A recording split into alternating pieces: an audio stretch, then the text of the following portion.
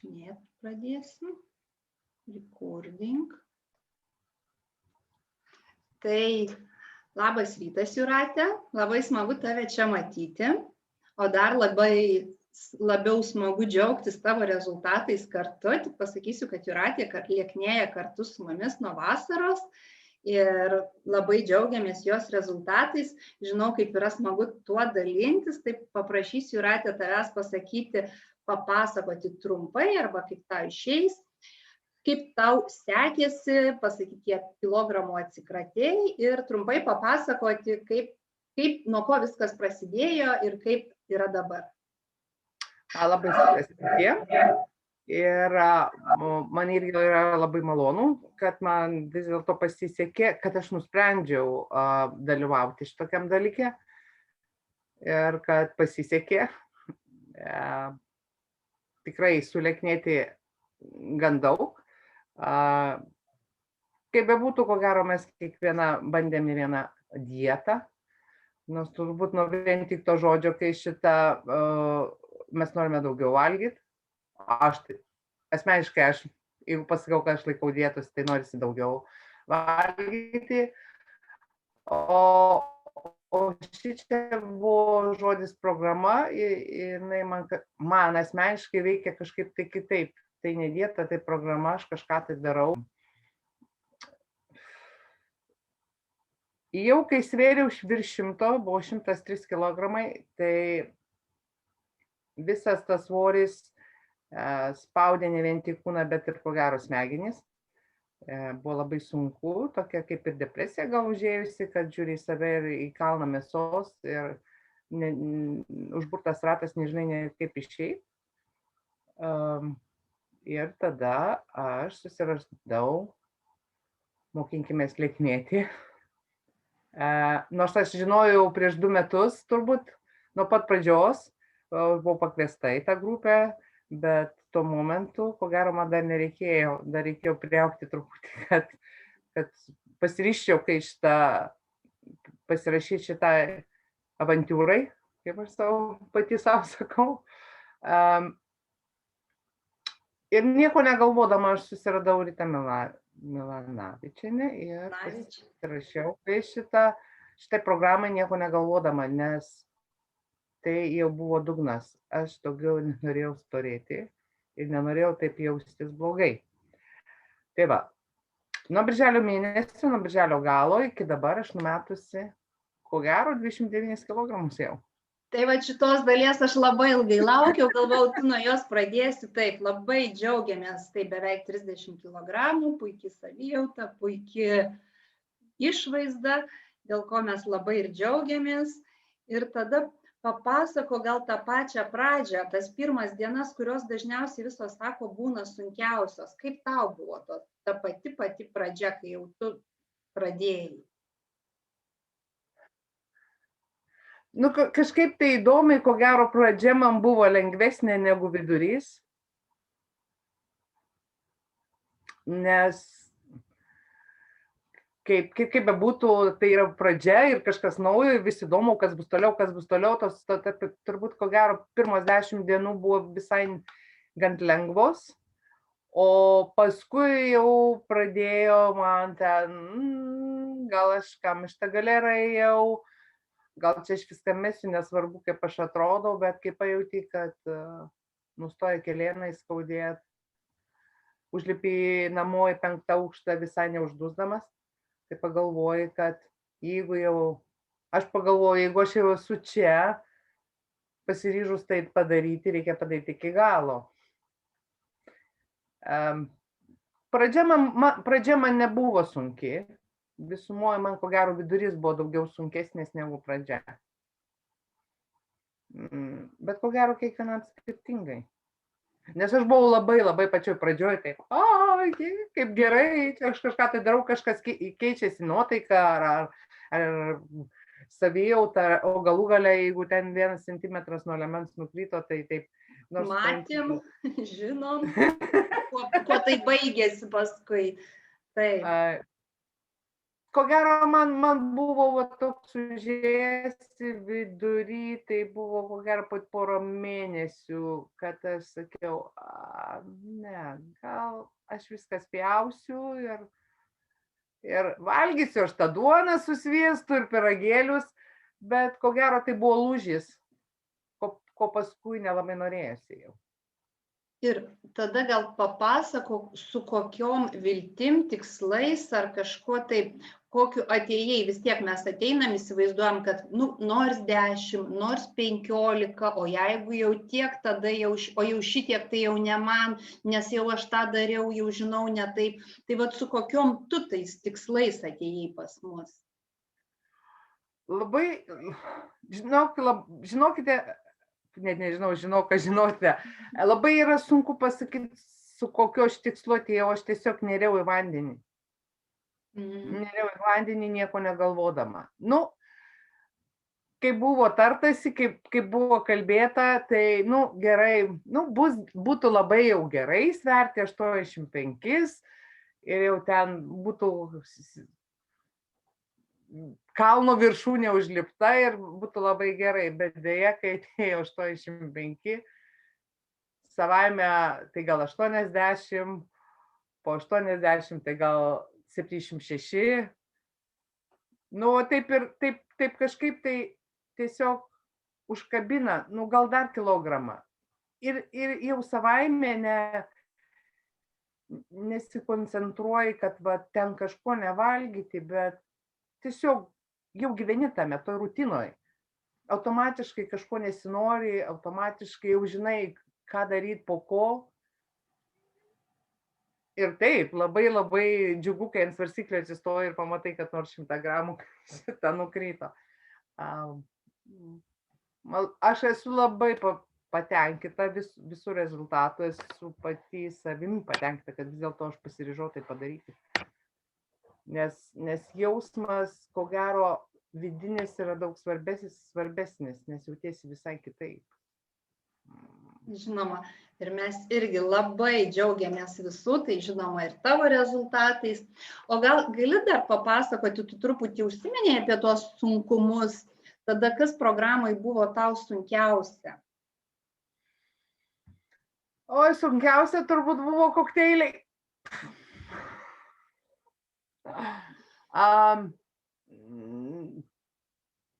Sunkiausia jau gal net ne kokteilių, buvo tenai skysčių dienos, tai manoma buvo sunku, nes vis dėlto aš dirbu virtuvėje, esu virėja ir kaip bebūtų darbas yra toksai, kur reikia ir viską ragauti.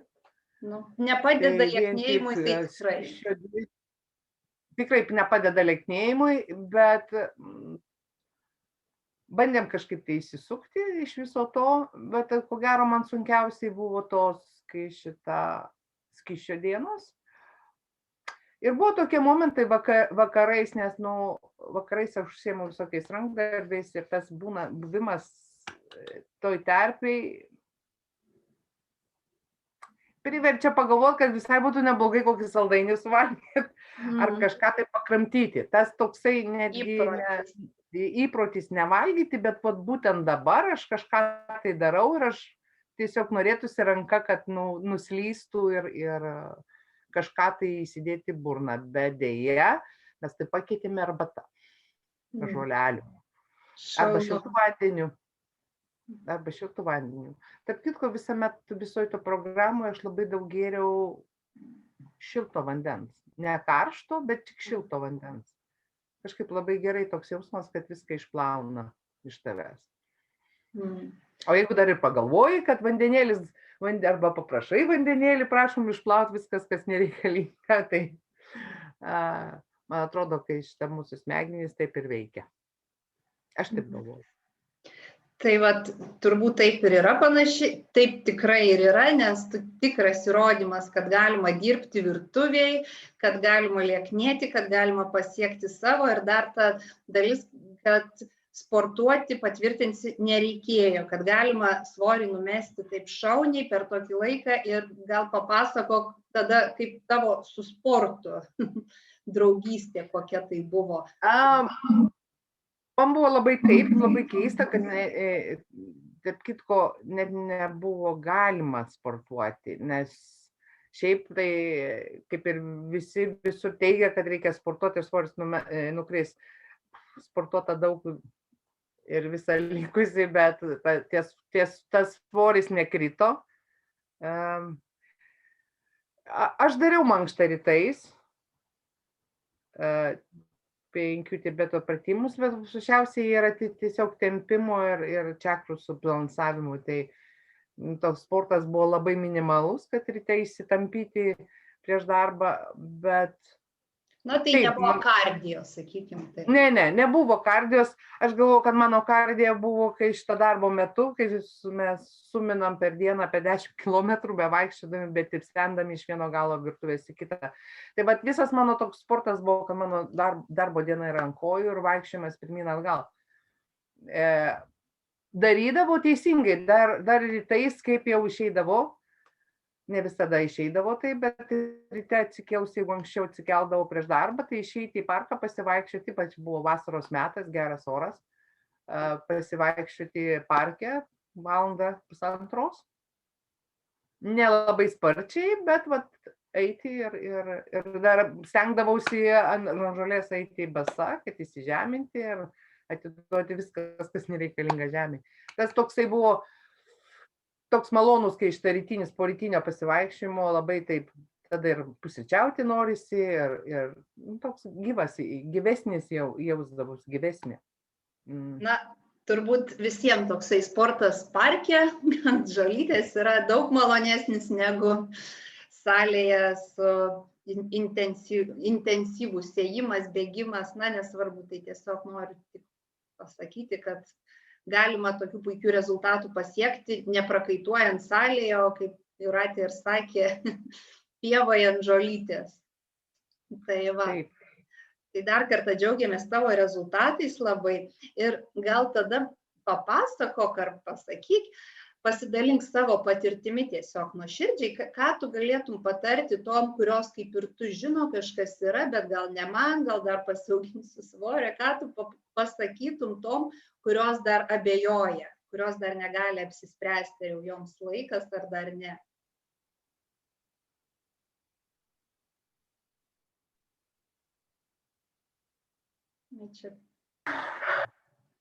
Ko gero, turėtų kiekviena tiesiog žengti tą žingsnį ir nebijoti, nes tikrai tai įmanoma.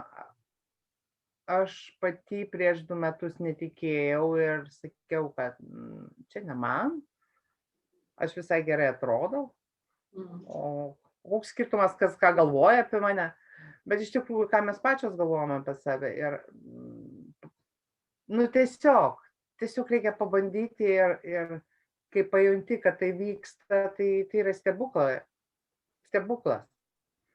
Mes patys kuriam stebuklus, bet mokinkimės lieknė padeda jiems užsitvirtinti, gal taip pasakyti, jiems įvykti, kaip sakoma, ištiesia ranką, kad mes nepabėgtume iš to kelio, dėl to kelio, o tai įmanoma ir reikia tik tai drąsos ir savo pasakyti, taip, aš darau, aš noriu būti graži, aš noriu būti sveika, visų pirma, sveika ir eiti tą žingsnį, o jeigu kas norėtų detaliau paklausinėti, pasiteirauti, kaip man sekėsi, ką aš dariau, ko aš nedariau. Tai mane visuomet galite rasti Facebook'e vardu Jūrasta ir galima visuomet susitikti, netgi ir paplepėti prie arbatos puodelio. O gal vienai ir kitai, kaip sakoma, užkabins. Bet visos moteris turėtų būti gražios. Jos visos gražios, bet jeigu sluoksnis lašiniukų trukdo jaustis gerai, tai reikia išdrįsti ir padaryti dėl savęs, ne dėl kitų. Tik dėl savęs. Aš galvoju. Na tai turbūt, ar dar ką nors nori pasakyti, papasakojai, paklausinėjau truputį, gal dar ką nors pati nori pasakyti.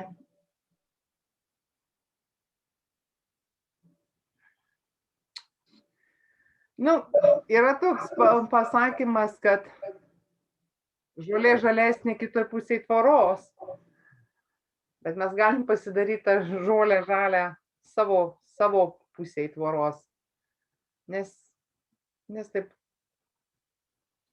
tai yra galimybė pasijausti kitaip, atrodyti kitaip, eiti gatvėje su pasitikėjimus.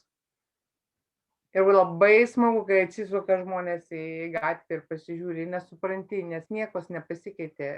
Prieš 2 mėnesius tais pačiais drabužiais ir eini dabar, bet žmonės žiūri kitaip, tie patys, kuriuos sutinka kiekvieną dieną. Tas duoda tokį, aš galiu, aš verta to. Toks, viduj toks patvirtinimas. Taip, moteris, būkime savo atviros, gražios ir viską darykim, kad viduj būtume gražios. Lieknėkime kartu. Na, iš tiesų labai smagu girdėti tave, tikrai tavo žodžiuose daug tiesos ir galbūt tikėkime, kad kas nors išgirs, galbūt kažkas ateis, galbūt kažkam padės. Taigi dar kartą ačiū tau, kad daliniesi ir dar kartą paprašysiu tavęs, galbūt pasidalinsi savo foto, tada visos matys, kaip tai atrodo tie 29 kilogramai natūroje, kaip žmogus pasikeičia, kaip tie patys drabužiai, kaip mes galim gyventi ir taip. Ir tada lauksim tavo foto, lauksim galbūt tavo istorijos, kas nors dar norės tavęs paklausinėti, tai būtinai tada irgi vėl kviesimės tave, kad pasidalintum. Ir tada yra ir kitos, kurios nori dalinti savo istorijomis, kad kitom būtų lengviau apsispręsti. Mes būtinai darysim tuos susitikimus ir taip palaikysime vieną kitą. Tai šiandien galbūt tiek, tada geros tau dienos ir tada iki kitų pasimatymų. Ačiū tau labai už tavo istoriją. Ačiū, kad klausėt, kad kvietėte. Ir visom nuostabios dienos. Nežinau, ar tai savaitgalis ar vidury savaitės, bet visumoje visos saulėtos, gražios, pilnos nuotaikos kai šitą dienos ir ryžto būti tuom, kom norim būti. Ačiū tau labai dar kartą. Ačiū jums taip pat. Sudie. Okay.